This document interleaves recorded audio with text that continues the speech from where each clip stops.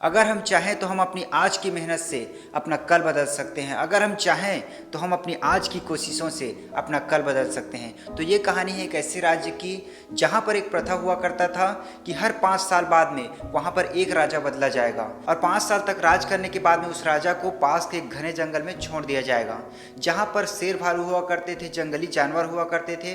और जैसे ही उस राजा को वहाँ पर छोड़ा जाता था तो वहाँ के शेर भालू, जंगली जानवर उनको खा जाया करते थे।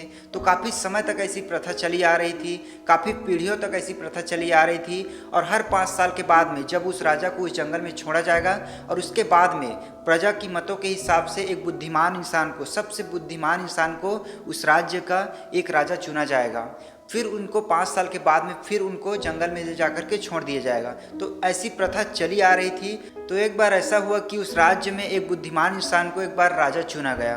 तो उस बुद्धिमान इंसान को भी मालूम था कि 5 साल तक राज करने के बाद में, मेरे राजा बनने के 5 साल के बाद में मुझे भी उस जंगल में छोड़ दिया जाएगा और मुझे भी शेर भालू खा जाएंगे और मेरी भी ज़िंदगी समाप्त हो जाएगी। तो ये सोच सोच कर के वो हमेशा परेशान रहता था। ना तो दिन में उसे चैन मिलता, ना तो रात को उसको चैन से नींद आती। हमेशा वे राज सिंहासन पर बैठे बैठे सोचते रहते कि मैं 5 साल के बाद में मुझे उस घने जंगल में छोड़ दिया जाएगा, मेरी ज़िंदगी समाप्त हो जाएगी, मैं मर जाऊंगा।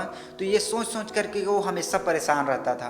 तो एक बार एक मंत्री ने उनसे पूछा कि महाराज, आप इतने परेशान क्यों हैं, आप इतने चिंतित क्यों लग रहे हैं। तो उन्होंने उनको परेशानी की वजह बताई कि 5 साल के बाद में मुझे उस घने जंगल में छोड़ दिया जाएगा, मैं मर जाऊंगा, मैं मर जाऊंगा। ये सोच सोच करके मैं परेशान रहता हूँ, तो मैं क्या करूँ, मुझे कुछ समझ में नहीं आ रहा है। इतना सुनने के बाद में वो मंत्री हंस पड़ा और कहा कि महाराज, आपके पास तो पूरे के पूरे राज्य को ख़त्म करने की शक्ति है, आपके पास तो पूरी की पूरी शक्ति है कि आप राज्य में कहीं पर भी कुछ भी कर सकते हैं।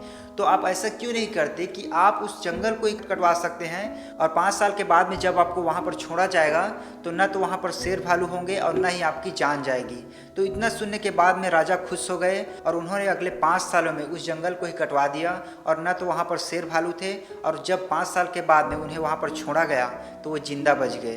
तो ऐसी हमारी लाइफ में बहुत सारी चीज़ें होती हैं जिसमें हम अपनी आज की मेहनत से अपने कल को, आने वाले कल को बदलने की शक्ति रखते हैं। कहने का मतलब ये है कि अगर आप एक स्टूडेंट हो अभी के डेट में, तो अगर आप अच्छी से अच्छी पढ़ाई करेंगे तो आपका आगे का फ्यूचर भी बेटर हो सकता है।